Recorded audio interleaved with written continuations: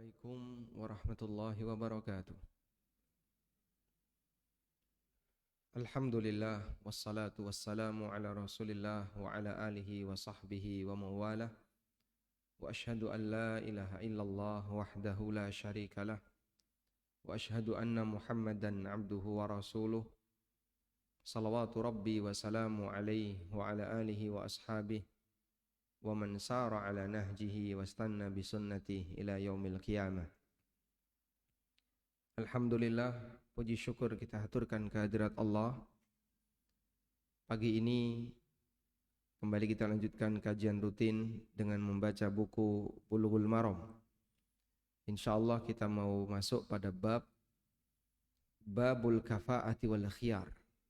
Bab tentang kesepadanan dalam pernikahan dan hak pilih untuk membatalkan akad pernikahan disebabkan tidak dipenuhinya kesepadanan itu. Baik. Kalau bahasa lainnya ya tentang sekufu dalam pernikahan. Itu bahasa yang lebih ringkas ya. Ada sebagian orang yang terlalu berlebihan berkaitan dengan masalah sekufu dalam pernikahan. Jadi sampai isinya itu ancaman. Ya, contoh yang paling gampang kita jumpai orang yang disebut dengan syarif. Kalau perempuannya namanya syarifah. Jadi kalau ada syarif menikah dengan yang bukan syarif, itu masuk kategori masalah serius, dosa besar. Apalagi syarifah menikah dengan lelaki yang bukan syarif, itu juga dosa besar. Syarif itu apa? Syarif itu ahlul bait, habib. Jadi kalau ada habib, syarif, nikah dengan wanita yang bukan keturunan dari habib, itu dianggap dosa besar.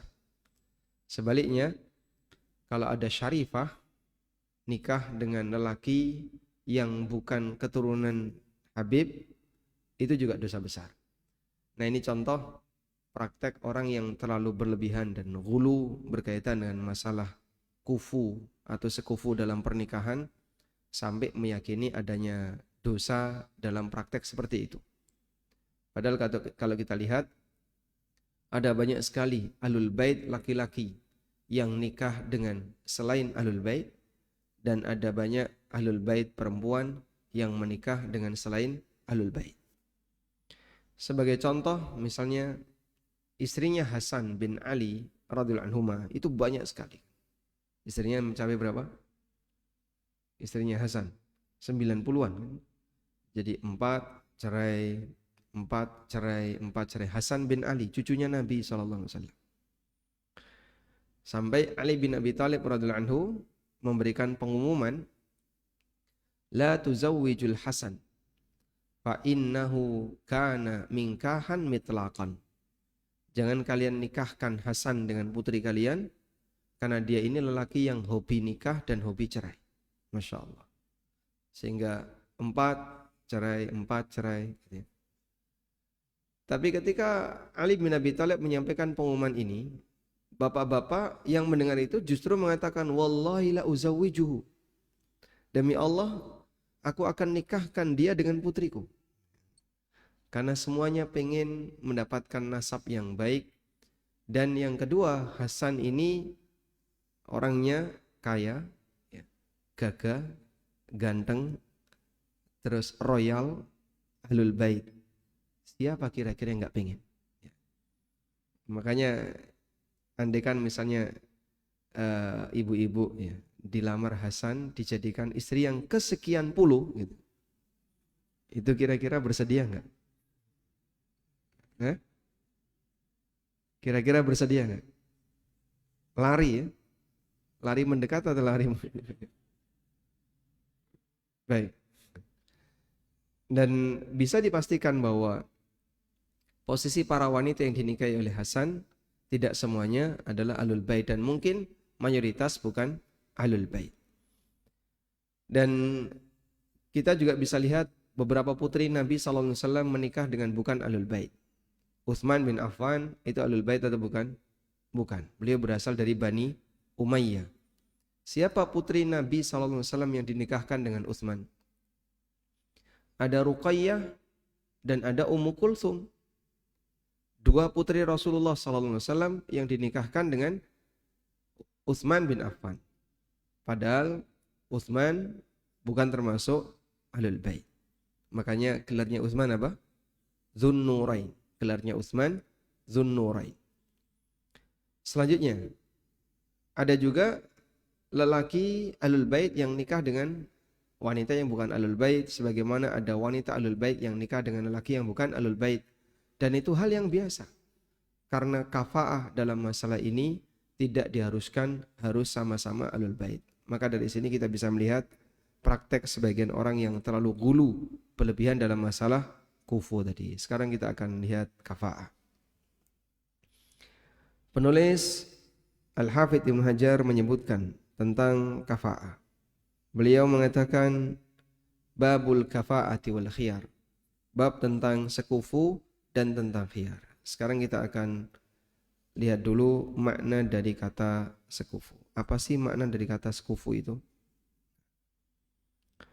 Kufu atau kafaah. Artinya apa tadi? Kesepadanan. Sehingga sekufu berarti sepadan. Allah Subhanahu wa taala berfirman dalam Al-Qur'an, "Walam yakun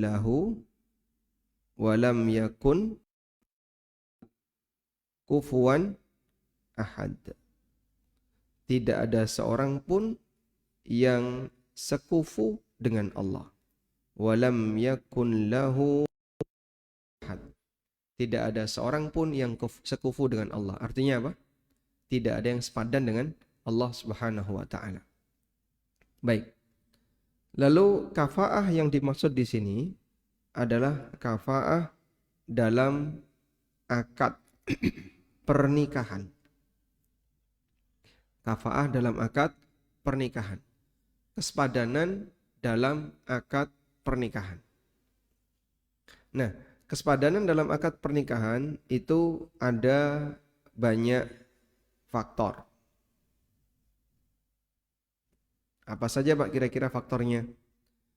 Misalnya kesepadanan karena agama, kesamaan agama. Kesepadanan karena kesamaan apalagi? Karena kesamaan nasab. Kesepadanan karena kesamaan status budak atau merdeka. Kesepadanan karena kesamaan kekayaan, juga termasuk faktornya. Dan beberapa faktor yang lainnya yang itu diperhitungkan dalam masalah kesepadanan. Nah, para ulama menjelaskan berbagai macam faktor itu. Namun, yang perlu dipahami bahwa semua faktor ini tidak disepakati, kecuali satu, yaitu agama.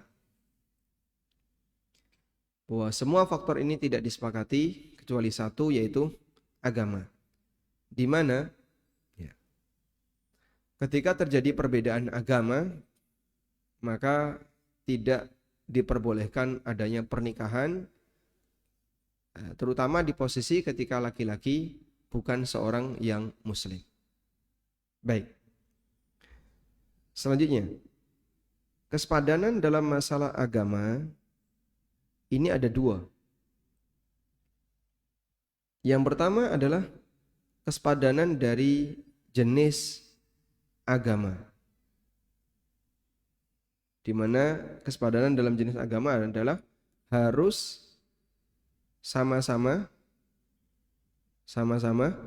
muslim. Yang kedua adalah dari sisi kalau dalam bahasa Arab namanya adalah. Adalah itu apa? Adalah ini. Adalah ini artinya adalah nilai status agama. Nilai status agama. Seperti apa maksudnya nilai status agama? Dia bukan orang fasik. Dia bukan orang fasik. Bukan orang fasik. Muslim tapi fasik. Misalnya rajin berzina, rajin minum khamar. Kok rajin ya? Sering berbuat zina, sering minum khamar, sering melakukan dosa besar. Dia muslim, tapi statusnya muslim fasik. Maka ini juga diperhitungkan dalam masalah kafa'ah. Karena itu definisi kafa'ah kesepadanan secara syariat dalam istilah syariat dipahami oleh para ulama. Di sini ada keterangan Al-Khatib Asy-Syirbini. Amrun yujibu adamuhu aron. Amrun yujibu adamuhu aron. Definisi kafa'ah atau kesepadanan adalah sifat yang harus tidak ada, karena itu bisa menjadi sumber memalukan bagi keluarga. Karena itu bisa menjadi sebab memalukan bagi keluarga. Sifat yang harus tidak ada, karena itu bisa menjadi sebab memalukan bagi keluarga. Itulah definisi kafa'ah secara istilah. Dah? Baik. Kita ulangi ya. Definisi kafa'ah secara istilah apa tadi? Amrun yujibu adamuhu aron. Sifat yang harus tidak ada agar apa? Tidak menjadi sebab celaan bagi keluarga. Baik. Nah, berdasarkan definisi ini, maka jika ada sifat tertentu yang melekat pada diri seseorang, kemudian itu nanti menjadi pasangan orang lain yang baik-baik, sifat yang ada pada seorang lelaki, yang kemudian itu menjadi sifat yang melekat ketika dia nikah dengan seorang wanita, maka orang akan mencela wanita itu. Ya, golek bojo kok kafir misalnya. Golek bojo kok senengane mendem, bojo kok senengane judi dan seterusnya. Maka itu akan menjadi apa? Celaan bagi keluarganya. Nah, tidak adanya sifat semacam ini, itulah kafa'ah yang diperhitungkan secara istilah syariat. Bisa dipahami insyaallah ya? Saya ulang ya. Kafa'ah tadi apa? Sifat yang harus tidak ada, ya, karena dia menjadi sebab apa? Celaan bagi keluarga. Baik. Dari sinilah kafa'ah berlaku bagi laki-laki, berlaku bagi perempuan di kondisi tertentu. Saya ulang ya. Kafa'ah ada yang berlaku bagi laki-laki dan ada yang berlaku bagi perempuan. Pertama, dalam masalah agama, berlaku kafa'ah agama untuk laki-laki, sebagaimana berlaku kafa'ah agama untuk perempuan, kecuali ahli kitab.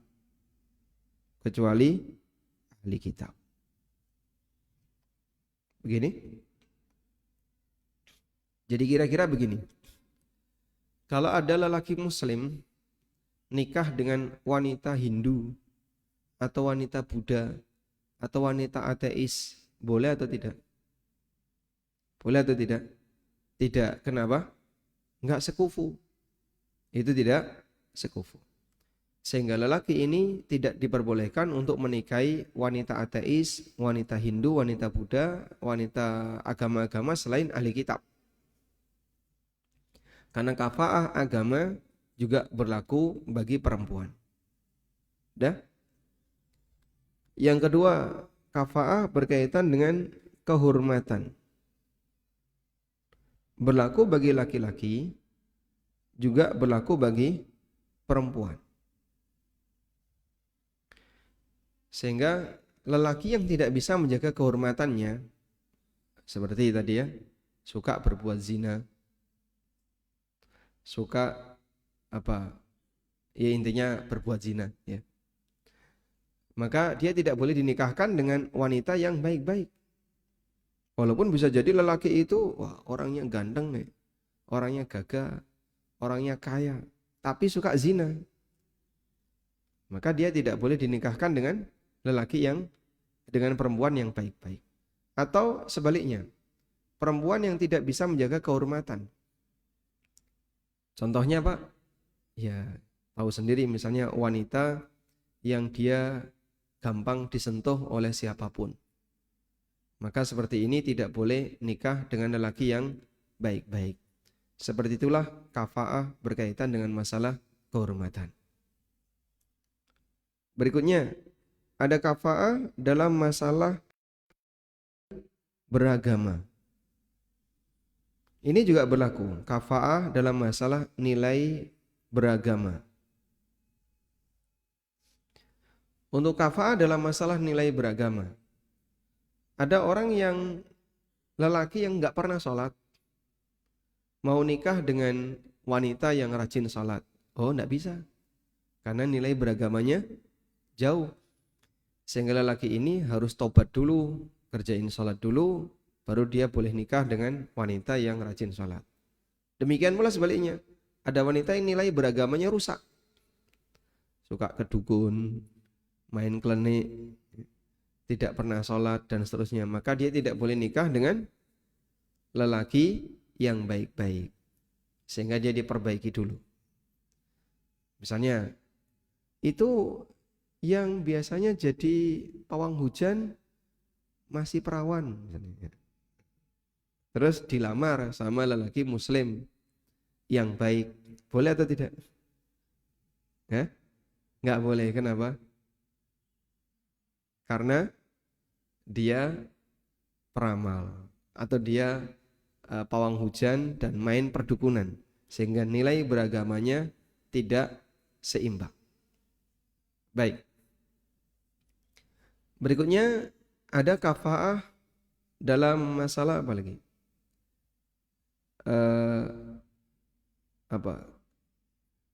Menjauhi dosa, atau saya tulis ini aja, kefasikan. Dalam masalah kefasikan, ini juga diperhitungkan. Oleh karena itu lelaki yang jelas fasik, misalnya suka minum khamr, suka berjudi, dia tidak boleh dinikahkan dengan wanita yang baik-baik. Atau sebaliknya, wanita yang jelas fasikoh, yang suka minum khamr, suka berjudi, maka wanita semacam ini tidak boleh dinikahkan dengan lelaki yang baik-baik, dan seterusnya. Seperti inilah kafa'ah yang diperhitungkan. Jadi berdasarkan definisi yang tadi disampaikan oleh Al-Khatib Asy-Syarbini, amrun yujibu adamuhu amran, maka amrun yujibu adamuhu aran, maka ini berlaku bagi laki dan perempuan yang ketika itu dinikahkan akan bisa menyebabkan jadi sumber celaan bagi keluarga. Siapa nama suaminya? Si A. Oh, si A ini senengane judi kok. Rabi karo si A. Nah, jadinya orang akan memberikan kesan buruk kepada keluarganya karena menerima si A masuk dalam keluarga itu. Nah, dari sinilah kita bisa mendapatkan satu pelajaran bahwa ya, menikah itu menggabungkan apa Pak? Dua keluarga. Menikah itu menggabungkan dua keluarga. Tidak hanya sebatas suami istri, tapi bahkan sampai keluarga besarnya pun ikut bergabung di sana. Karena itu, jika ada sifat tercela di keluarga pasangan, itu akan menjadi noda bagi keluarga satu. Jika ada sifat tercela bagi keluarga pasangan, akan menjadi noda bagi keluarga pasangannya. Karena itu jangan gabungkan di keluarga Anda orang yang menjadi sumber celaan. Dan sebaliknya, ketika ada kemuliaan di keluarga pasangan, itu akan menambah kemuliaan keluarga satunya. Jadi ketika A nikah dengan B, di bawah ini ada keluarga. Di belakang B juga ada keluarga. Nah, di sini ada sifat mulia. Saat ada sifat mulia yang melekat pada keluarga A, ketika A dan B menikah, maka akan memberi pengaruh kepada keluarga B. Misalnya Pak, misalnya keluarga A ini adalah keluarga ulama. A alumni UIM misalnya, doktor, nikah dengan B. B ini wanita biasa saja dan keluarganya juga keluarga biasa saja. Baik, apa yang akan terjadi kira-kira? Keluarga B akan ikut terangkat. Masya Allah, punya menantu doktor, punya menantu seorang A, seorang B, maka harumnya keluarga A akan terpengaruh, akan memberikan pengaruh kepada B. Dan sebaliknya, ketika di keluarga A ini keluarga yang tercela, misalnya ini keluarga punya sifat tercela, nikahlah dengan keluarga B. Keluarga B ini baik-baik saja, nggak pernah punya masalah di masyarakat, sehingga dia keluarga normal, tidak ada masalah di masyarakat. Keluarga A dikenal sebagai keluarga koruptor. Nikahlah A dengan B. Kira-kira gimana? Berembuslah angin aroma yang tidak sedap tadi sampai di keluarga B. Mantune anake koruptor. Bapake wis mlebu penjara. Dan kalimat yang semisal ini akan bisa mencela keluarga satunya. Nah, maka seperti ini harus dihilangkan sehingga kalau milih mantu, milih orang yang mau dinikahkan, jangan sampai ada aron, sisi celaan di sana. Saya punya tetangga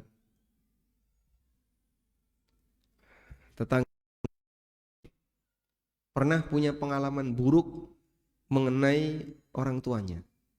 Jadi entah ibunya atau siapa itu pernah selingkuh. Ramai di masyarakat. Akhirnya jadi berita viral. Dikenallah keluarga ini punya cacat, di mana ada anggota keluarganya yang pernah selingkuh. Nah, ada seorang ustadz yang juga tetangga saya punya anak laki-laki. Nah, anaknya laki-laki ini senang dengan anak perempuan dari keluarga pertama tadi. Wah, itu ketika mau nikah geger satu kampung. Yang tahu beritanya itu geger. Masa arep rabi karo wong kaya ngono. Paham ya? Itu namanya apa? Kafa'ah. Jadi kalau tidak memperhatikan kafa'ah, ya sak karepmu. Tapi ketika memperhatikan kafa'ah, orang akan mempertimbangkan, ini kira-kira memberi pengaruh buruk enggak dengan nama baik keluarga saya. Sampai akhirnya tertunda lama. Saya masih ingat ya, 2 orang ini kakak kelas saya. Sehingga nikahnya itu tertunda lama sekali. Karena keluarga si lelaki ini enggak setuju ketika dia nikah dengan wanita ini. Wes kadung tresno, bahkan sejak sekolah dulu sudah sering pacaran ya. Tapi wes kadung tresno lama tertunda. Setahu saya sampai saya lulus kuliah itu kayaknya belum nikah. Nah, tapi sekarang sudah dinikahkan. Karena saking lamanya. Nah, seperti itu contoh bagaimana pengaruh kafa'ah dalam pernikahan. Sehingga keberadaan kafa'ah itu adalah dalam rangka menjaga nama baik keluarga. Maka tolong Bapak Ibu yang kami hormati ya, kalaupun ada sesuatu yang enggak benar di keluarga kita, dikubur dalam-dalam, jangan sampai bocor keluar karena berita buruk itu bisa menjadi berita viral. Bad news. Itu kan prinsip orang netizen ya. Sehingga ada hal yang buruk, wah langsung nyebar di mana-mana. Sehingga jangan sampai bocor. Curhat-curhat, curcol-curcol itu, curhat colongan itu bahaya itu. Jika sampai bocor, ibu-ibu cerita tentang suaminya, bapak-bapak cerita tentang istrinya. Curhatnya bocor keluar. Nah, kita nggak bisa menjamin apakah itu akan bertahan atau tidak. Maka sebaiknya ketika ada hal yang buruk, dikungkum saja dalam keluarga. Nanti akan selesai dengan sendirinya. Termasuk dalam hal ini. Jika sempat melakukan hal buruk yang memalukan. Jika sempat melakukan hal buruk yang memalukan berkaitan dengan masalah kehormatan, apapun itu, ya, kita tahu sendiri ya, rinciannya atau apa Pak Ustadz? Yang tegas ya sudah nggak usah tegas-tegas yang kayak gini. Hal buruk yang memalukan. Nabi SAW perintahkan, falyastatir bisitrillah. Maka hendaknya dia tetap menjaga tabir Allah. Dia bersembunyi di balik tabir Allah. Bagaimana bersembunyi di balik tabir Allah? Jangan pernah ngomong kepada siapa. Sampai pun kepada orang tuanya sendiri. Misalnya seorang perempuan punya masalah seperti ini. Cerita sama ibunya. Bahaya itu. Terus gimana? Gak usah cerita. Cerita sama bapaknya juga sama, gak usah cerita. Apalagi cerita sama teman dekatnya. Gak ada jaminan itu akan bertahan. Maka sebaiknya bertahanlah di balik tabir Allah. Dan jangan pernah cerita kepada siapapun, sampai pun orang terdekat kamu. Ya. Nabi SAW pernah mengatakan, man fa'ala mithla hadhil qadhurat fal yastatir bisitrillah. Barang siapa, nah, di sini ada hadisnya. Ijtanibu hadhil qadhurat. Jauhilah perbuatan-perbuatan kotor seperti itu. Al-qadhurat itu artinya perbuatan kotor. Aneka perbuatan yang bisa merusak kehormatan. Allati nahallahu anha, yang Allah larang untuk dilakukan. Faman alamma, barang siapa yang pernah merasakannya. Dulu waktu masih SMA, pernah. Waktu masih SMP, pernah. Faman alamma, siapa yang pernah merasakannya. Falyastatir bisitrillah, hendaknya dia menutup diri dengan tabir Allah. Dulu ada yang tahu enggak? Enggak ada. Jadi rahasia berdua. Ya sudah, jangan sampai kau ceritakan kepada siapapun. Wal yatub ilallah, dan hendaknya dia bertobat kepada Allah. Fa innahu man yubdilana safhatahu nuqim alaihi kitab Allah. Siapa yang melaporkan perbuatan memalukan itu kepada kami, ya nanti kami akan kasih hukuman dengan kitabullah, yaitu dihukum rajam atau dihukum cambuk. Jadi misalnya ada remaja putra-putri sampai melakukan zina. Setelah dewasa lapor, ya sudah, kamu akan dicambuk.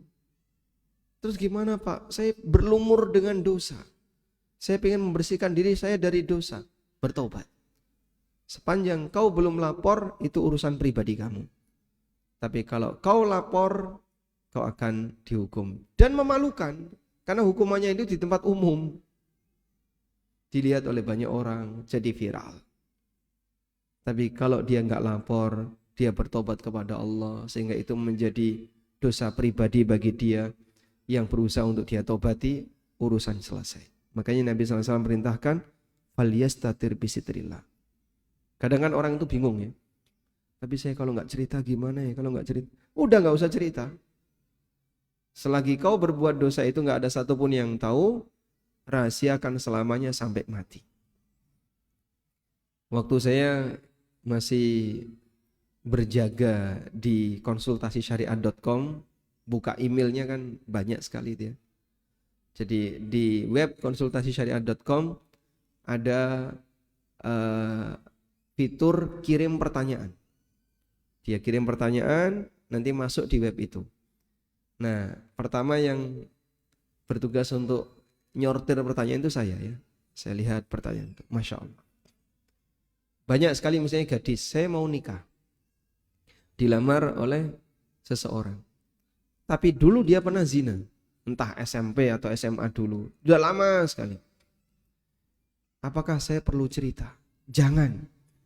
Terus nanti gimana? Ya nggak usah cerita. Bersembunyilah di balik tabir Allah. Kau nggak perlu cerita. Lah, lalu bagaimana kalau misalnya dia bertanya, nggak usah dibocorin. Dan tidak disarankan bagi lelaki tanya seperti itu. Misalnya dia lamaran, Aruf, saya ingin tahu pengalaman kamu dulu waktu di SMA. Nah, maka ceritakan saja, saya dulu pernah ikut lomba matematika, pernah telat berangkat sekolah, dihukum oleh guru. Katanya cerita waktu SMA kan. Nah yang seperti tadi, yang memalukan, yang kotor-kotor tadi nggak usah diceritakan. Dulu misalnya pernah pacaran sama siapa, ganti pasangan lagi pacaran sama siapa, main sama siapa, bahkan check-in hotel dengan siapa, nggak usah diceritakan. Falyastatid bisitrillah, hendaknya dia bersembunyi di balik tabir Allah, sehingga jangan diceritakan. Nah, sekiranya terjadi pernikahan, maka nggak perlu untuk bercerita tentang pengalaman buruk di masa silam. Dulu pernah ini, ya bubar malah pernikahanmu. Akhirnya muncul emosi dari suaminya, terus diceraikan. Usia pernikahannya tidak lebih dari 3-4 hari. Sudah langsung tidak akur. Dan banyak sekali keluarga yang hancur gara-gara nggak ngerti ilmu seperti ini. Sehingga sekarang saya pengen cerita dengan orang terdekat saya, yaitu suaminya atau istrinya. Yang laki-laki juga sama. Wah, saya dulu pernah dikejar-kejar sama ini, pernah seneng sama ini, pernah ini. Wah, malah nggak karuan nanti. Keluarganya jadi rusak. Maka seharusnya gimana? Bersembunyilah di balik tabir Allah. Begitu Pak ya? Baik. Demikianlah yang diajarkan oleh Rasulullah Sallallahu Alaihi Wasallam. Nah, selanjutnya kita baca hadis yang pertama. Dari Ibnu Umar radhiyallahu anhu, Rasulullah Sallallahu Alaihi Wasallam bersabda, Al-Arabu ba'duhum akfa'u ba'din. Orang Arab itu sekufu dengan sesama Arab. Wal mawali ba'duhum akfa'u ba'din. Mantan budak mawali itu sekufu dengan sesama mantan budak. Illa haikun au hajjam, kecuali haik. Haik itu orang yang pekerjaannya hiyakah, pemintal kain, tukang mintal kain. Jadi kalau dulu orang bikin kain itu dengan cara apa? Dipintal, apa diapain? Ya, memintal kain kan? Sekarang kan mesin, kalau dulu manual manusia. Au hajjamun, atau tukang hijamah, tukang bekam. Kecuali tukang pemintal kain atau tukang bekam. Baik. Hadis riwayat Hakim, dan dalam sanadnya ada perawi yang tidak disebutkan namanya, diingkari oleh Abu Hatim. Dilihat di footnote, maudhu, hadis palsu. Nah, ini hadis palsu. Maka penjelasan bahwasanya nasab itu termasuk salah satu di antara kafaah berdasarkan hadis ini. Tapi hadis ini palsu. Baik. Kita lanjutkan. Walahu syahidun indal Bazzar. Tapi ada riwayat yang lain yang disebutkan oleh Al-Bazzar dari Mu'ad bin Jabal dengan sanad munqati'. Lihat di footnote 1. Sanad munqati' itu artinya terputus. Footnote 1 maudhu'un kasabiqihi. Palsu juga seperti hadis sebelumnya. Kemudian hadis berikutnya, wa an Fatimah binti Qais, dari Fatimah binti Qais, anna Nabiya sallallahu alaihi wasallam qala laha, Nabi sallallahu alaihi wasallam mengatakan kepada beliau, ingkihi Usama, nikahlah kamu dengan Usama bin Zaid. Hadis sahih riwayat Muslim. Baik, sekarang kita mau bahas bagian ini. Jadi apa yang disebutkan oleh Ibnu Hajar beberapa hadis tadi ini berkaitan dengan sekufu karena nasab. Sekufu karena nasab. Apakah sekufu karena nasab ini diperhitungkan ataukah tidak diperhitungkan? Apakah sekufu karena nasab itu diperhitungkan ataukah tidak diperhitungkan? Ya? Jika diperhitungkan, berarti kalau beda nasab tidak boleh. Kalau tidak diperhitungkan, berarti tidak masalah beda nasab. Baik. Dalam hadis tadi disebutkan bahwa orang Arab sekufu dengan orang Arab. Berarti kalau orang Arab nikah dengan orang Indonesia, ini enggak sekufu, maka enggak boleh. Karena tidak sekufu. Dan nasab diperhitungkan. Nah. Dan pendapat yang benar, nasab tidak diperhitungkan.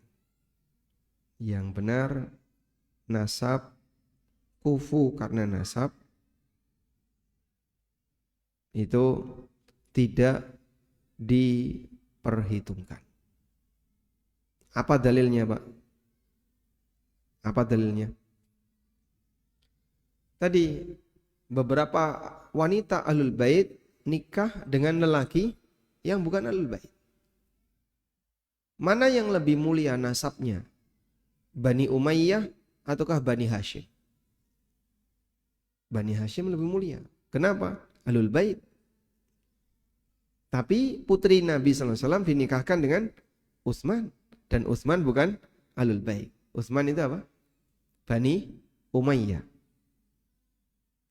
Sehingga di sini kita lihat bahwasanya nasab tidak diperhitungkan dalam masalah kafa'ah. Anak ulama nikah dengan anak pedagang, itu sekufu enggak? Sekufu atau tidak? Hah? Tidak. Bedanya di mana?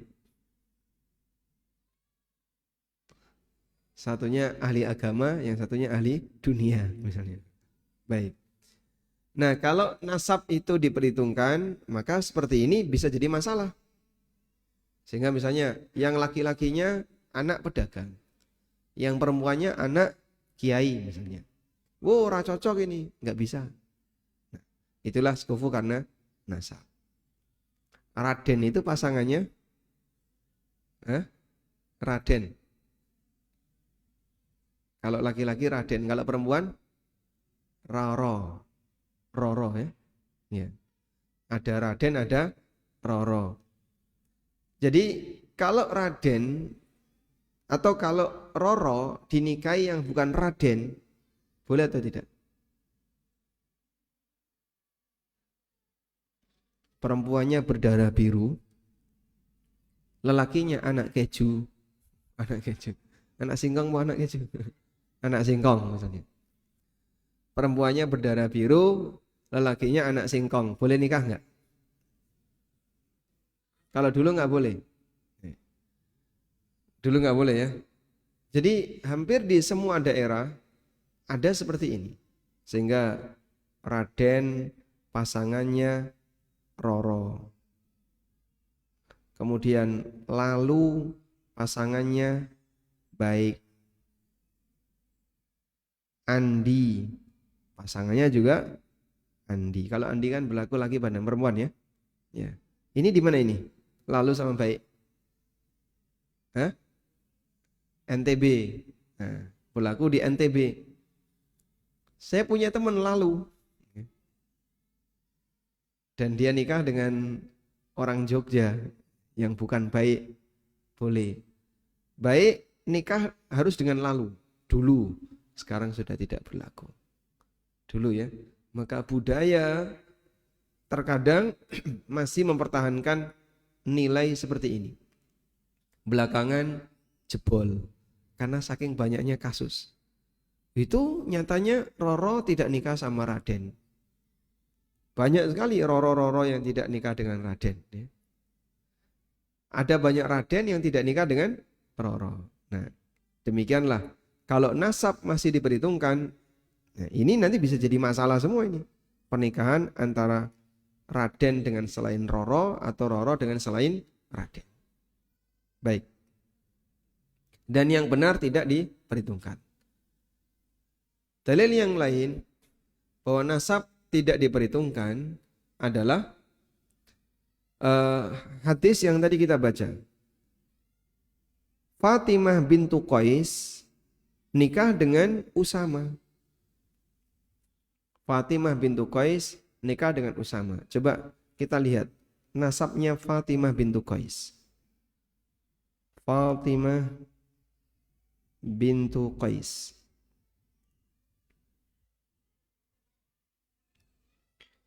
Kalau kita lihat Fatimah bintu Qais,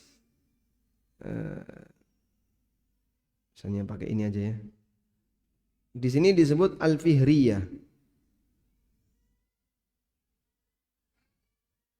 Kalau Fihr berarti Quraisy.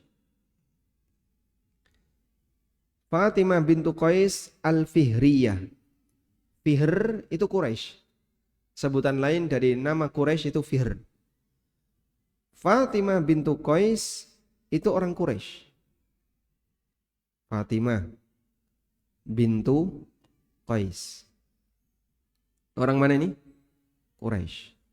Ini suku mulia di Arab.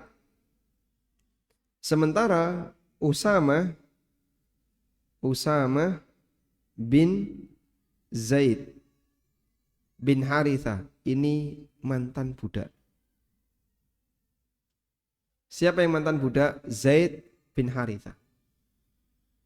Jadi secara nasab jauh ini.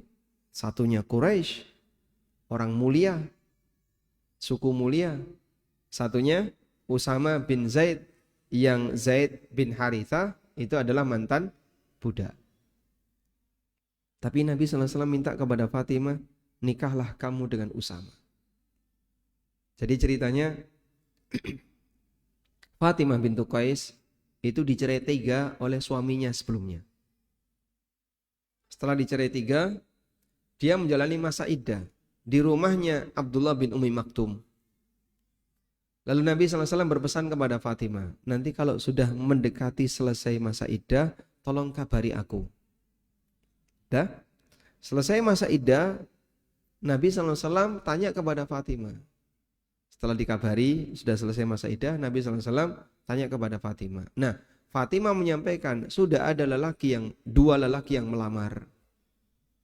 Baru cerai, menjalani masa iddah, sudah ada 2 lelaki yang melamar pasca masa iddah. 1, Muawiyah bin Abi Sufyan. Yang kedua, Abu Jaham. Nah, 2 lelaki ini.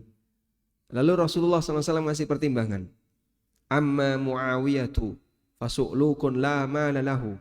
Muawiyah itu miskin, gak punya harta. Sedangkan Abu Jaham, wa amma Abu Jaham fala yad'asahu ala atikihi. Abu Jaham itu tidak pernah menurunkan tongkatnya dari pundaknya. Ditafsirkan oleh sebagian ulama, suka safar. Kowe nek rabi karo Abu Jaham, nanti ditinggal terus loh ya. Fangkihi Usama, nikahlah kamu dengan Usama. Jadi Nabi SAW ngasih pilihan, Fatimah bintu Qais dinikahkan dengan Usama bin Zaid. Makanya tadi beliau minta, tolong kalau sudah selesai masa iddah, kabari saya. Ternyata mau dinikahkan dengan Usama. Dan dari pernikahan ini mendatangkan keberkahan, karena Rasulullah SAW memberikan pilihan yang terbaik untuk Fatimah bintu Qais. Baik. Nah, pelajaran yang bisa kita ambil berkaitan dengan masalah sekufu tadi di sini bahwa Fatimah bintu Qais orang Quraisy, wanita Quraisyiyah, Al-Fihriyah. Sedangkan Usamah bintu Zaid bin Harithah ini mantan budak. Maka tidak sepadan dari sisi nasab. Baik. Tapi ini tidak diperhitungkan. Buktinya Fatimah dengan Usamah tetap menikah. Pertanyaan. Jawa, Sunda. Insyaallah. Boleh nikah atau tidak?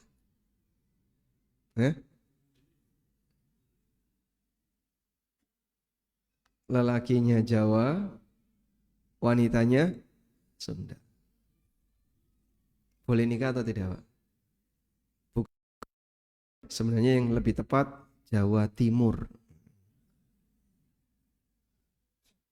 Jawa Timur lelakinya, perempuannya Sunda. Ini kan pantangan. Tahu ceritanya, Bang? Hah? Yang bukan Jawa Timur mungkin nggak tahu ceritanya ya. Iya. Jadi dendam sejarah sampai sekarang belum hilang. Makanya sampai ada kesan bahasanya lelaki Jawa Timur tidak boleh nikah dengan wanita Sunda. Aib itu bagi orang Sunda. Ya. Aib bagi orang Sunda.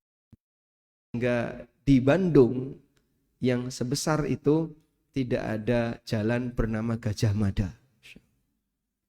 Itu musuh besarnya orang Sunda. Tapi orang Sunda kuliah di UGM. Tayyib. Nah, sesuatu yang dianggap aib karena dendam sejarah seperti ini, apakah ini masalah kafaah? Tidak, itu tidak ada kaitannya dengan agama. Pertempuran yang terjadi di masa silam, dua-duanya sama-sama beragama non-muslim. Majapahit agamanya apa? Hindu. Kalau dulu yang Sunda apa? Nama kerajaannya? Sriwi, Pajajaran atau Sriwijaya? Hah? Siliwangi. Nah, itu agamanya apa? Agamanya apa? Kayaknya agama animisme ya. Sama sebagaimana model-model Hindu tapi Hindu Sunda. Ya. Yang sekarang itu masih dirawat di pedalaman yang ada di Banten.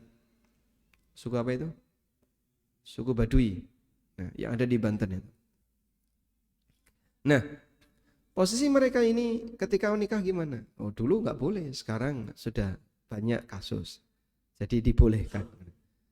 Biarlah sejarah itu hanya jadi peninggalan sejarah, tidak perlu diingat-ingat. Karena kalau terlalu diingat-ingat, dendam sejarah tidak akan pernah selesai. Saya punya cerita ya. Seneng sama wanita Sunda. Bapak mencak-mencak. Nggak boleh kamu nikah dengan wanita Sunda. Jadi dia masih menjaga budaya, dendam sejarah dipertahankan. Kita lanjutkan. Kita tinggalkan dendam sejarah itu ya. Kita beralih ke Bulughul Maram. Wa an Abi Hurairah radhiyallahu anhu anna Nabiy sallallahu alaihi wasallam qala. Dari Abu Hurairah radhiyallahu anhu bahwa Nabi sallallahu alaihi wasallam bersabda, "Ya Bani Bayadah, ankihu Aba Hindin wankihu ilaihi wa kana hajjaman." Baik. Kita bacakan di sini ya. Bani Bayadah. Nabi SAW memanggil Bani Bayadah. Bani Bayadah hum batnun bin butuni Khazraj. Salah satu di antara keturunan suku Khazraj. Dan asalnya dari Al-Azdi min Qahtan. Nikahkanlah Abu Hindun. Abu Hindun ini bekas budak Farwah bin Amr al-Bayadi. Ulama beda pendapat tentang nama aslinya. Ada yang mengatakan Abdullah dan ada yang mengatakan namanya yang lain. Dan Abu Hindun ini adalah tukang bekam. Pernah membekam Nabi Shallallahu Alaihi Wasallam. Dan beliau beberapa kali ikut jihad. Wangkihu ilaihi maknanya adalah ukhtubu ilaihi banatihi wala tukhrijuhu minkum bisababi mihnatil hajjamah. Nikahkanlah Abu Hindun atau silahkan kalian lamar anaknya Abu Hindun. Maksudnya jangan kalian keluarkan Abu Hindun dari lingkungan kalian sehingga tidak diakui gara-gara profesinya sebagai tukang bekam. Tukang bekam bagi orang Arab itu profesi memalukan. Jadi profesi yang enggak baik bagi orang Arab dulu itu salah satunya apa? Tukang bekam. Kalau sekarang apa Pak profesi yang memalukan? Tukang pijit itu memalukan enggak? Tidak ya? Tidak. Tukang becak? Tidak. Apalagi? Bakul some? Tidak. Jadi dulu ada profesi yang dianggap memalukan. Makanya ada hadis wa ujratul hajjam khabithun. Upah tukang bekam itu tercela. Upah tukang bekam itu tercela. Karena menjadi tukang bekam di masa itu termasuk di antara sumber pendapatan yang memalukan. Maka jangan jadikan sebagai sumber pendapatan, jangan jadikan sebagai pekerjaan utama. Cari yang lain kalau ada. Jangan jadi tukang bekam. Walaupun halal. Baik. Namun Nabi SAW mengingatkan dalam hal ini bahwa keberadaan tukang bekam itu tidak membuat dia harus dikucilkan dari masyarakat. Makanya jangan kucilkan Abu Hindun. Nikahkanlah putri kalian dengan Abu Hindun dan silahkan kalian menikah dengan putri-putrinya Abu Hindun. Wa ankihu ilaihi. Dan silahkan kamu nikahi putrinya Abu Hindun. Artinya jangan dikucilkan.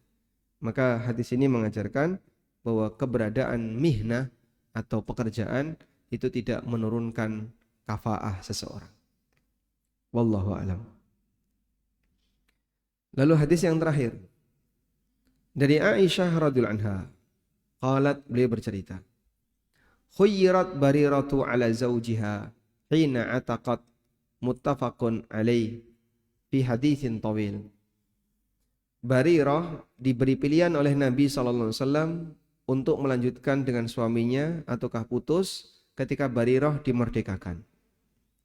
Hadis riwayat Bukhari Muslim dan hadisnya panjang.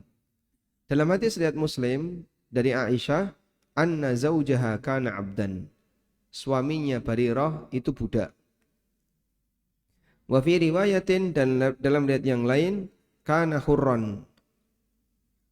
Suaminya Barirah itu orang merdeka. Wal awwalu asbat. Namun kata Al-Hafidh Ibnu Hajar, riwayat yang pertama lebih sahih. Lihat di footnote.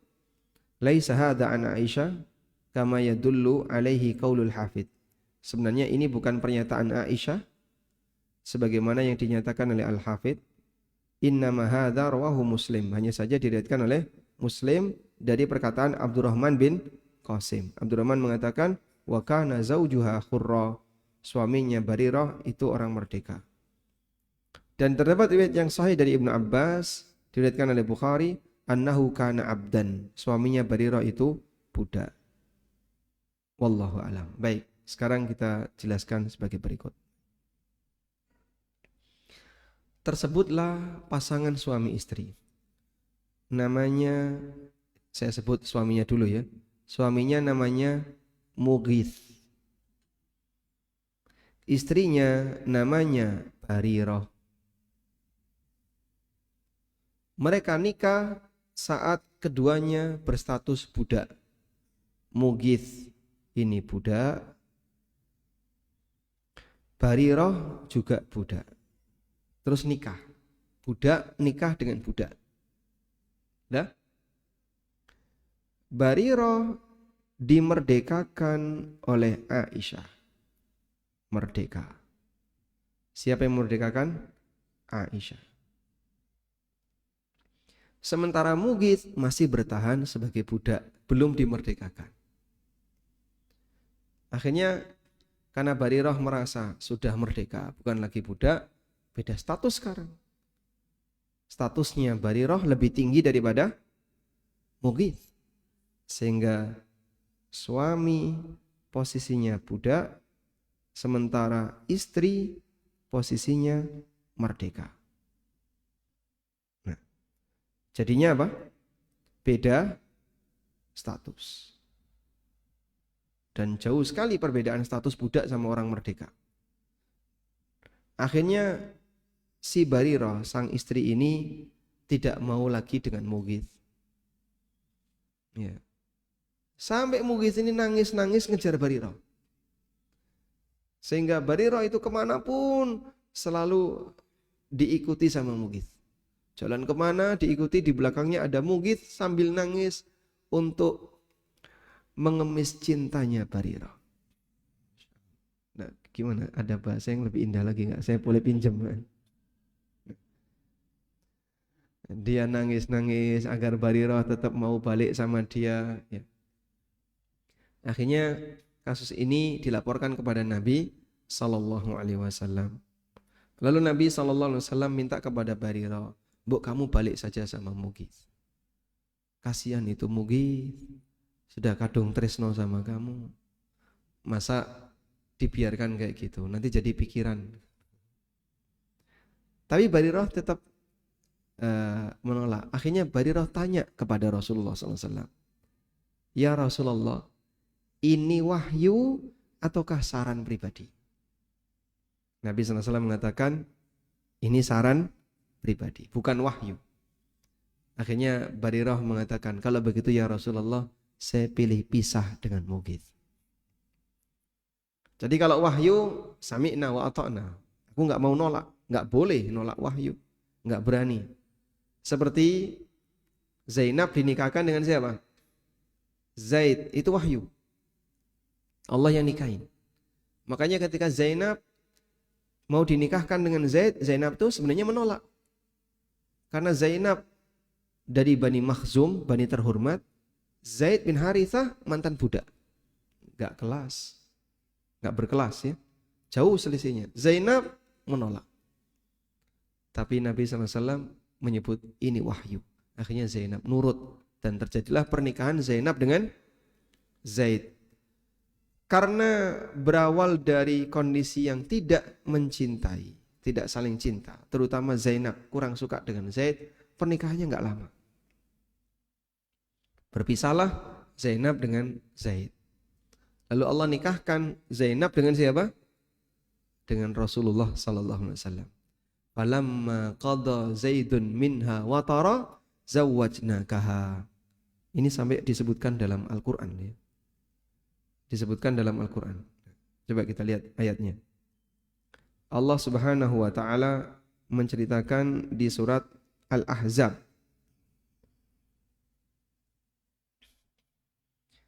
Jadi saat sudah ada kasus kayaknya Zainab dengan Zaid sudah enggak akur, Nabi SAW memotivasi kepada Zaid, sabar, jangan diceraikan, bertahan saja, pertahankan rumah tanggamu, jangan kau bercerai. Allah mengatakan, wa ittaqulu lilladzi an'amallahu alaihi wa an'amta alaihi amsik alaika zaujak wattaqillah. Ingatlah wahai Muhammad, ketika kau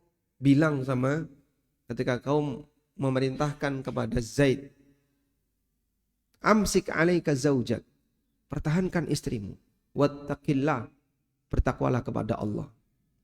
Wa tukhfi fi nafsika mallahu mubdi, dan kau menyimpan sesuatu dalam hatimu yang sebenarnya Allah akan menampakkannya. Masya Allah. Kau menyimpan sesuatu dalam hatimu yang akan Allah tampakkan. Wa takhshan nas, dan kau takut masyarakat akan. Wallahu ahaqqu an takhsha, sementara Allah lebih berat untuk kau takuti. Falamma qadha Zaidun minha watara. Kalau Zaid sudah menyelesaikan urusannya dengan istrinya, zawwajnakaha, nanti akan aku nikahkan kamu dengan Zainab. Masya Allah. Bisa dipahami insya Allah Pak? Gambaran globalnya kayak gini ya. Nabi SAW sebenarnya senang sama senang sama Zainab. Dan beliau berharap nikah dengan Zainab. Udah? Tapi sebelum dinikahi oleh Rasulullah SAW, Allah perintahkan agar Zaid dulu yang maju. Nikahkan Zaid dengan Zainab.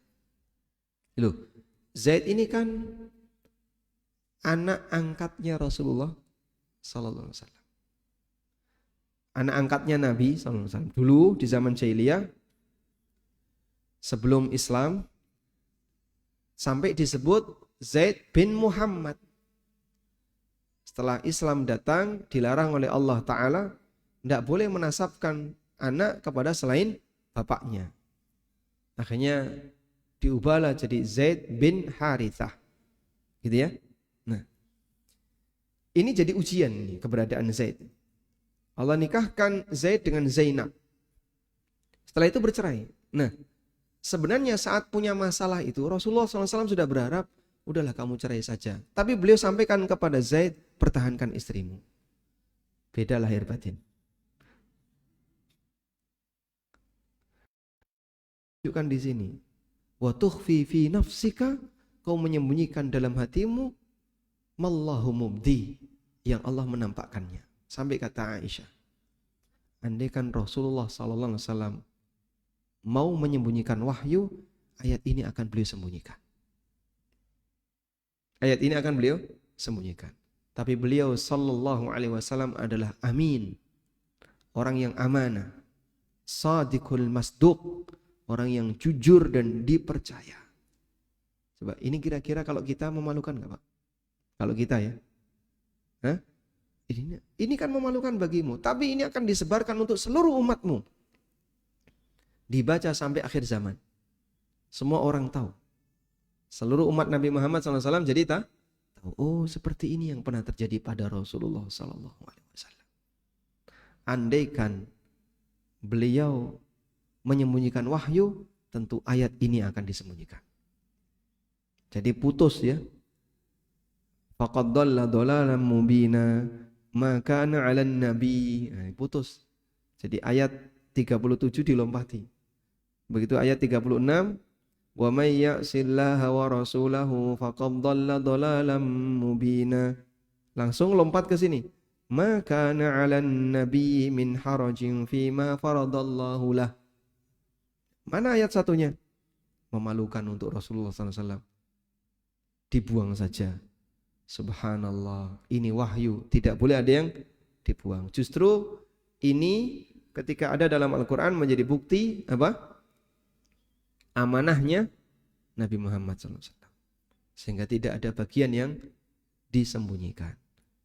Dan beliau tetap mulia, tetap terhormat walaupun ada seperti ini. Baik. Kembali ke sini tadi ya. Jadi kemudian Barirah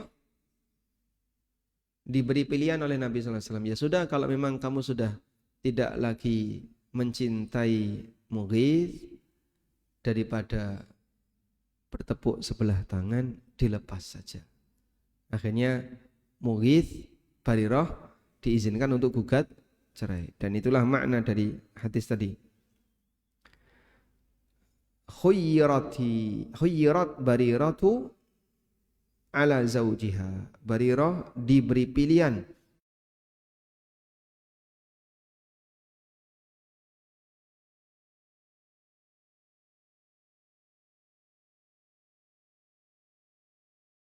wa sahbihi. Assalamualaikum wa jazakallahu khairan.